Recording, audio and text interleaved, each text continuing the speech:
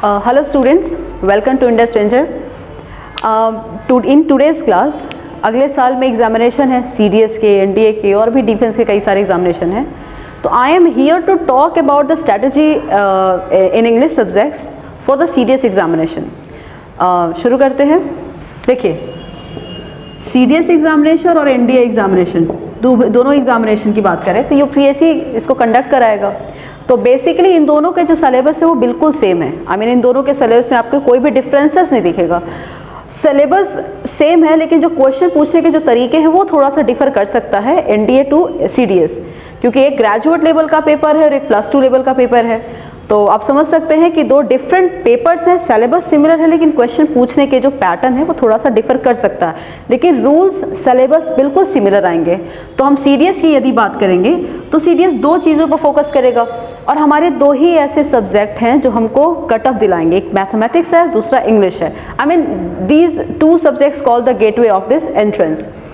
तो CDS में हमारे इंग्लिश में दो चीज़ों को ज़्यादा फोकस करना है. पहला वोकैबुलरी और दूसरा हो जाएगा हमारा ग्रामर. तो वोकैबुलरी का तो एक एंड पार्ट है. आप बता नहीं सकते हो कि कितना पोर्शन आपको कितने टाइम में फिनिश करना है. तो उसके लिए आप क्या करो कि पहले आप 10 ईयर्स का पेपर ले लो. आप 10 ईयर्स का पेपर ले लीजिए और उस 10 साल के पेपर में से आप वोकैबुलरी के क्वेश्चंस पूछने के क्या स्टाइल हैं, ग्रामर पूछने के क्या स्टाइल हैं, किस तरीके के कॉम्प्रिहेंशन या पैसेज वो पूछ रहा है या किस तरह का वो PQRS पूछ रहा है. मतलब आपको एक स्टेटमेंट पता चल जाएगा कि इस सेगमेंट से ऐसे क्वेश्चंस आते हैं या आने की संभावना है.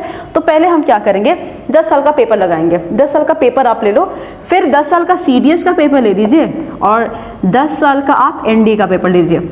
इसमें बड़ी अच्छी चीज़ क्या होती है कि यदि आप 50 क्वेश्चंस की बात करो, सपोज यदि आप 50 क्वेश्चन की बात करो, इसमें 10 से 15 क्वेश्चन ऐसे मिलेंगे आपको जो कॉमन क्वेश्चंस पाए जाएंगे NDA और CDS के एग्जामिनेशन में. चाहे वो इडियम एंड फ्रेजेस हो, चाहे वो आपका सीनो हो, चाहे वो एंटो हो. आप देखोगे कि NDA और CDS में वोकैब्स के कुछ क्वेश्चंस हैं, चाहे वो कॉमन एरर के कुछ क्वेश्चंस हैं, ये दोनों एक दूसरे के साथ मैच कर रहे हैं. तो आप क्या करो, 10 साल के इंग्लिश CDS ले लो और 10 साल NDA ले लो और दोनों पेपर में ये कोशिश करिए कि ये दोनों पेपर में कॉमन क्या क्या चीज़ें आ रही हैं.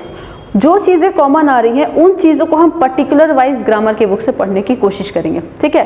तो पहले तो आप 10 साल का पेपर ले लीजिए और 10 साल का पेपर लगाने की कोशिश करिए. ठीक है. दूसरी चीज़ क्या करनी है आपको, यदि आप कॉमन एरर लगा रहे हैं, चूँकि कॉमन एरर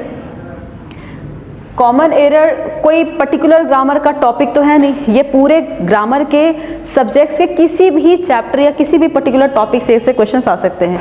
तो हम क्या करेंगे, कुछ लोग होते हैं पहले पूरा नाउन फिनिश करते, पूरा प्रोनाउन फिनिश करते, देन वर्ब, देन एडजेक्टिव, और उससे होते हुए क्वेश्चन को जानते हैं. उनके माइंड में ये चीज़ तो पहले से आ गई है ना कि I have studied the noun chapter and I am doing the noun का क्वेश्चंस. उनके माइंड में पहले से चीज़ें हैं. तो नाउन से हट के वो कोई और पोर्शन पर सोचते ही नहीं है, जो कि गलत है उनके लिए. आपको क्या करना है, when you are targeting this examination, in that basis you have to collect some of the papers.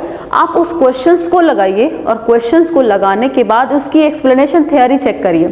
इससे आपको क्या होगा, आप कहीं पे स्टिक नहीं हो जाएंगे, जबकि आपका जो ग्रामर के रूल्स देखने के जो ओपिनियन है वो वर्सेटाइल मोड में चला जाएगा. आप कभी नाउन के क्वेश्चंस लगा रहे हो, कभी आप वर्ब के क्वेश्चन लगा रहे हो, कभी आप एडजेक्टिव के क्वेश्चन लगा रहे हो, या फिर कोई भी टॉपिक से आप उठा करके क्वेश्चंस लगाने की कोशिश कर रहे हैं. ऐसे हिस्से में क्या होता है कि आपका माइंड सोचने के लिए रेडी है कि you can think about the noun, suddenly you are thinking about the conjunction. आप कहीं पे पूरी तरह से स्टक डाउन नहीं है. तो इसलिए आपको क्या करना है, कॉमन एरर का पूरा बैंक उठाना है. टू से 200, 300, 500 ऐसे क्वेश्चन पूरा का पूरा उठा लीजिए और वहाँ से आपने क्वेश्चंस लगाना है, by which you can understand कि इस तरह के क्वेश्चंस के पीछे मुझे इस तरह के रूल को अप्लाई करने की ज़रूरत है. जो स्टूडेंट पर्टिकुलर चैप्टर से बना रहे हैं क्वेश्चन, यदि उनको मर्ज या फिर उनको पूरा गैदर क्वेश्चंस दे दिया जाए तो क्वेश्चन नहीं बना पाते हैं. उनके साथ समस्या ये होती है कि वो नाउन के क्वेश्चंस कर रहे हैं तो वो नाउन के क्वेश्चन एक्सपेक्ट करने लग जाते हैं, पर्टिकुलर चैप्टर के क्वेश्चन एक्सपेक्ट करते हैं. ये चीज़ें भी ज़रूरी हैं, लेकिन तब जब you are at the very start period, you are at the very founder period, in the foundation वाला चैप्टर कर रहे हो आप, तो आप इस तरह से शुरुआत कर सकते हैं. But now 1 or 2 month has left, तो उसके लिए आपको आप ग्रामर के एक टॉपिक शुरुआत करेंगे तो फंस जाओगे आप, सिलेबस आप कंप्लीट नहीं कर पाओगे. तो पहली चीज़ आपने क्या करनी है, 10 साल के पेपर ले लो, तो 10 साल का पेपर, एक क्वेश्चन में 10 क्वेश्चन आता है, एक पेपर में 10 क्वेश्चन आ रहे हैं, तो कम से कम आपके 100 क्वेश्चन आ रहे हैं, ठीक है।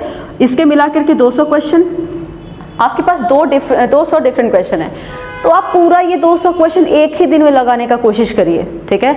You have to very religiously you have to study at least 5 to 6 hours now just to complete all the syllabus in the single time।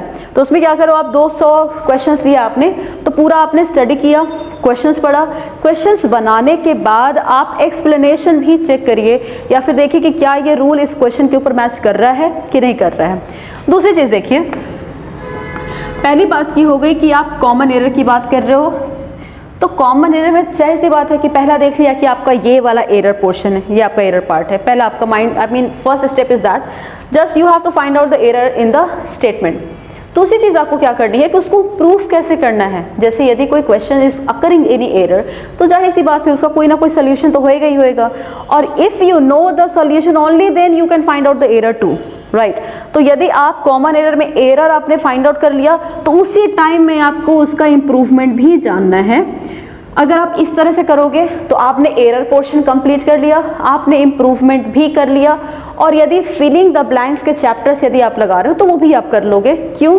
Rule एक ही था, क्वेश्चन पूछने के तरीके डिफरेंट थे। रूल एक ही है कि कुछ ऐसे नाउन्स होते हैं जिनका यूज़ आपको हमेशा प्लूरल फॉर्म में ही करना होता है, क्योंकि वो पहले से प्लूरल है, उनके साथ आप एसीएस नहीं लगाते हो। सपोज दैट ये रूल है आपका, 3 तरीके से क्वेश्चन आ सकता है। पहला, उस नाउन को एज ए सब्जेक्ट दे दिया तो वो अब कैसा होगा, प्लूरल। दूसरा क्या कर देगा कि उन नाउन के साथ एसीएस लगा के दे देगा, राइट। और तीसरा हो सकता है कि उस नाउन के साथ एक्सिलरी को प्लूरल कर दे, ठीक है। तो ये 3 तरह के क्वेश्चंस आ सकते हैं। तो हम क्या करेंगे, एरर फाइंड आउट करने की कोशिश करेंगे, इंप्रूवमेंट करने की कोशिश करेंगे, एंड द ब्लैंक। रूल एक ही था कि this is a plural noun behaves in the plural form, और डिफरेंट तरीके से 3 डिफरेंट पैटर्न में इसने क्वेश्चंस पूछ दिया। रूल एक, 3 डिफरेंट तरीके से इसने क्वेश्चंस पूछ दिया। दूसरा चीज था आपने इम्प्रूवमेंट कर दिया, और तीसरी चीज आपने क्या करनी है, फिलिंग द ब्लैंक्स के लिए भी रेडी रहना है। और फिलिंग द ब्लैंक्स कभी लिमिटेड नहीं होता कि आपको ये चैप्टर में लिमिट कर दे। Filling the blanks can be asked from the grammar और from the vocab portion too. तो इसके लिए आपको थोड़ा सा स्प्रेड माइंडेड होकर के सोचना पड़ेगा कि ब्लैंक्स बना रहे हैं तो रूल क्या ऑक्यूपाइड करें, कैसे रूल वहाँ पे पुट करें, वैसा थोड़ा सा सोचना पड़ेगा। इसमें सीडीएस में 10 क्वेश्चन, आज एक नया ट्रेंड आ रहा है कि ये पार्ट्स ऑफ स्पीच से भी क्वेश्चन पूछ दे रहे हैं। I need to wipe the board. ये क्या कर रहा है, पार्ट्स ऑफ स्पीच से क्वेश्चन पूछ दे रहा है। पार्ट्स ऑफ स्पीच कहने का मतलब है कि एक स्टेटमेंट दे रहा है, और स्टेटमेंट देने के बाद किसी पर्टिकुलर वर्ड को अंडरलाइन करने पर पूछता है what kind of word is that. Examples दे दिया, noun, pronoun, adjective and verb. तो if you are studying about the noun, तो first you have to study about the definition, kind, and then you have to understand to recognize that particular parts of a speech present in the statement too। जब यदि sentence में आप पढ़ रहे हो तो आपको जानना है कि ये नाउन कैसे काम कर रहा है, ये नाउन किस तरह का नाउन है। इस तरह के क्वेश्चन लास्ट ईयर वाले सीडीएस में भी 10 क्वेश्चन आए थे, जिसमें क्वेश्चन यदि हम ये बोल दें, this is a beautiful flower, beautiful flower, तो यहाँ पे क्या कर देगा, या तो फ्लावर को अंडरलाइन कर देगा, पूछेगा कौन सा पार्ट्स ऑफ स्पीच है, तो फ्लावर कौन हो गया, नाउन। और यदि इन्होंने ब्यूटीफुल को कर दिया तो ब्यूटीफुल फ्लावर के पहले तो ये एडजेक्टिव। तो इस तरह के क्वेश्चंस भी आ सकते हैं। तो जब आप रूल्स पढ़िए तो ये भी ध्यान में रखिए कि हमको पहचानना भी है कि कौन सा पार्ट्स ऑफ स्पीच किस तरह से काम कर रहा है, या फिर उसको पहचानने का तरीका क्या है। यदि हम वोकैबुलरी पोर्शन में आ जाए तो आपको कंपल्सरली है ये, एकदम इसमें आप कुछ भी, कोई भी कॉम्प्रोमाइज़ नहीं कर सकते हो, आपको एक न्यूज़पेपर तो पढ़ना ही पढ़ना है। न्यूज़पेपर पढ़ोगे तो आप देखोगे कि इसके ग्रामर कैसे काम करते हैं, ग्रामर का सही या गलत करने के तरीके क्या हैं वो आप जान लोगे। दूसरी चीज़, उसमें कुछ नए आपके वर्ड्स दिखेंगे, उस वर्ड को आप अंडरलाइन करोगे, डिक्शनरी में आप चेक करोगे, इसकी मीनिंग फाइंड आउट करेंगे, और वही सेम मीनिंग यदि कुछ और मिलता है तो आप साइनों के ग्रुप बना लो, एंटो के ग्रुप बना लो। द हिंदू वाले पेपर में एक बड़ी अच्छी चीज़ है कि वो ईडियम्स एंड फ्रेज का बहुत यूज़ करता है, वो प्रूवर्ब्स की बहुत यूजेस करते हैं, तो वहाँ से आपको वो भी चीज़ें पिक करनी है। बट ये उन स्टूडेंट के लिए है जो मोर दैन एवरेज हैं, आई मीन जो स्टार्ट में हैं, जिनके लिए that is such A pink examination start किया है उन्होंने, तो वैसे स्टूडेंट के लिए न्यूज़पेपर रेकमेंड करना गलत होगा। वो सीधी सी चीज़ है कि प्रीवियस ईयर का पेपर लगा लें और थोड़ा सा प्रीवियस ईयर में एक क्वेश्चन के 4 ऑप्शन हैं, तो वो क्वेश्चन में दिए गए 4 ऑप्शन के भी साइनो और एंटो सीखने की कोशिश करें। जो नोवाइस टाइप के स्टूडेंट हैं, मैं उनके लिए बोल रही हूँ, लेकिन जिन्होंने पहले से एग्ज़ाम दिया हुआ, उनको पता है कि क्वेश्चन पूछने का ये तरीका है और मैं इस तरह से आंसर करता हूँ, उसके बावजूद उनको अच्छी सी ग्लॉसरी यदि बनानी है, एक अच्छा सा ग्लॉसरी का एक उनका कंटेंट बनाना है, तो उनके लिए उनको न्यूज़पेपर पढ़ना पड़ेगा। न्यूज़पेपर केवल आपको वोकैबुलरी को सपोर्ट नहीं करेगा, जबकि newspaper will support you in doing passage को क्वेश्चन, PQRS वाला क्वेश्चन पैसेज बेस्ड होता ही है, इकोनॉमिकल बेस्ड हो गया, पॉलिटिकल बेस्ड हो गया, साइंस बेस्ड हो गया। तो जिन बंदों ने न्यूज़पेपर पढ़ा, उन्हें उन न्यूज़पेपर के ज़रिए थोड़ा सा उस पैसेज का आइडिया हो गया होगा। तो जब न्यूज़पेपर पढ़ने के बाद आइडियाज़ उसने पहले से लिया हुआ है, अब जब वो पैसेज पढ़ता है तो उसे पैसेज समझने में ज़्यादा दिक्कत नहीं आएगी। जैसे यदि मैं नॉन वायलेंस की बात करूं, नॉन वायलेंस एक कंसेप्ट उनकी बात करूं, तो सीधी सी बात है कि हम नॉन वायलेंस को क्लोज करने की कोशिश करते हैं महात्मा गांधी से। तो यदि नॉन वायलेंस के ऊपर, सिविल डिसोबीडियंस के ऊपर यदि किसी तरह का क्वेश्चन आता है, तो हमें उस पैसेज के बारे में पता है। यदि उस पैसेज के एक आध लाइन हम ना भी पढ़े तो भी हमारा क्वेश्चन का आंसर हम कर सकते हैं, विदाउट पढ़े भी हम आंसर कर सकते हैं। तो आपके पास एक तरीका तो यह है कि आप सीधे सीधे क्वेश्चन पढ़ो, तो उसमें आपको समय ज़्यादा लगेगा, आपका रीडिंग स्किल थोड़ा सा स्ट्रांग होना चाहिए। और दूसरा तरीका यह है कि आपने बहुत दिन से न्यूज़पेपर पढ़ा, तो आपका कॉम्प्रिहेंशन और रीडिंग स्किल थोड़ा स्ट्रांग है। अब आप क्वेश्चन पढ़ोगे तो आपको ज़्यादा समस्या या फिर ज़्यादा टाइम नहीं लगेगा। तो 2 ही तरीके हैं, या तो आप सीधे सीधे पैसेज में स्किल को थोड़ा स्पीड में लाइए, या फिर daily reading of the newspaper is very compulsory. आप इसमें कुछ नहीं कर सकते हो, आप इसमें कोई इसका अल्टरनेटिव आपके पास नहीं है। फिर आपके पास चीज़ें क्या है, इससे आपका PQRS, इससे आपका क्या बोलते हैं पैसेज सही हो जाएगा। इसके बावजूद न्यूज़पेपर केवल आपके पैसेज और PQRS के लिए सही नहीं है, इवन आपके ये GS का, करंट अफेयर्स का भी पोर्शन ये कवर कर सकता है। तो जब आप न्यूज़पेपर पढ़ते हैं तो कोशिश करिए कि आपको 2 डिफरेंट तरीके से पढ़ना है। आप उसके 2 डिफरेंट एस्पेक्ट्स बनाइए। पहला पैसेज की रीडिंग एस्पेक्ट्स बनाइए, और दूसरा GS में जो करंट अफेयर्स का नोट्स बनता है, वो भी दोनों एस्पेक्ट आपको सिमिलरली माइंड में रखना है। आपको क्या करो, अब तीसरी चीज़ें, एक SP बख्शी की बुक आती है the objective of English grammar. आप एक ये वाली बुक ले लीजिए और ये बुक रिलीजियसली पढ़ने की कोशिश करिए। वैसे लगता है इस बुक को पढ़ने के लिए 3-4 महीने तो लगते हैं, बट चूंकि आप पहले 6-7 महीने 8 महीने से पढ़ रहे हैं, तो आपके लिए rule is not the new any more. सीधे आप क्वेश्चंस पे अटैक करो, सीधे क्वेश्चंस आप कर रहे हैं, सीधे पहले पर्टिकुलर क्वेश्चंस कर लिया, पर्टिकुलर क्वेश्चन करने के बाद सीधे आप चले गए कॉमन एरर वाले सेगमेंट्स में, जिसमें आपने उसको पूरा बनाने की कोशिश किया। याद रखिएगा, एग्जामिनेशन में इंग्लिश में एक क्वेश्चन को करने के लिए you will have the 1 minute of time only. उससे ज़्यादा यदि आप लगा रहे हैं तो याद रखिएगा, या तो आप कुछ क्वेश्चंस मिस करने वाले हो, या तो आप गलत तरीके से आंसर करने वाले हो, और दोनों ही तरीके आपके लिए डेंजरस प्रूव हो सकता है। इसलिए while doing the questions you have to very alert, you have to be very worry while doing the questions.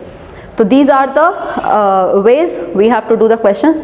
मैं अगेन रिपीट कर रही हूँ, पहला न्यूज़पेपर पढ़िए, दूसरा 10 साल के पेपर लीजिए और 10 साल के पेपर को एनालाइज करिए, चेक करिए कि मेरा कट ऑफ इतना था लास्ट ईयर, मेरे इतने आ रहे हैं, मुझे और कितने नंबर पे अभी भी मेहनत करना बाकी है। ये दूसरी चीज़। तीसरी चीज़, वोकैबुलरी के लिए या फिर आपके रीडिंग स्किल्स के लिए न्यूज़पेपर का होना बहुत ज़रूरी है, और GS के, करंट अफेयर्स के लाइंस के लिए भी, 1 लिनियर क्वेश्चंस के लिए भी पेपर का पढ़ना बहुत ज़रूरी है। तो ये चीज़ याद रखिए। और एक SP बख्शी की book as a side handed, एक गाइड बुक की तरह एक SP बख्शी की बुक रखिए। यदि आप मोर देन एवरेज हैं तो, यदि you are still a novice and tyro in the English, then you have to get the SC Gupta from Arihant. I am not sponsoring this both publication. Books बहुत अच्छी है, और book हमारे defence examination के लिए बहुत अच्छी है, CDS और NDA के लिए ये बुक बहुत अच्छी है। ये थोड़ा सा अपर क्लास की जो एग्जामिनेशन होते हैं, जैसे UPSC CSAT हो गया, बैंकिंग हो गया, या फिर कोई क्लैट हो गया, या फिर जिसमें इंग्लिश बहुत अच्छे से आता है उसमें एसपी बख्शी बहुत अच्छा रोल प्ले करता है। लेकिन जिसकी इंग्लिश थोड़ी सी ठीक ठाक नहीं है, I mean on the very grass root level, तो उन्हें एसपी गुप्ता लेना चाहिए ताकि उनका बेसिक भी स्ट्रांग हो सके। लेकिन अब इस टाइम पे आकर के ये कोशिश करना कि मैं बेसिक सही करूं after 2 months there is your examination, तो थोड़ा सा गलत हो सकता है। तो this was all the strategy for your examination. ये पूरी बात थी आपके एग्जामिनेशन के लिए। इंग्लिश पोर्शन में यदि आपको कोई क्वेरी रहती है या कोई क्वेश्चन रहता है तो आप आकर के क्वेश्चन पूछ सकते हैं। मैं उसका दूसरा वीडियो बना दूंगी just to solve out your all doubts. तब तक के लिए आपके एग्जामिनेशन के लिए ऑल द वेरी बेस्ट। अच्छे से एग्जाम दीजिए। Thank you.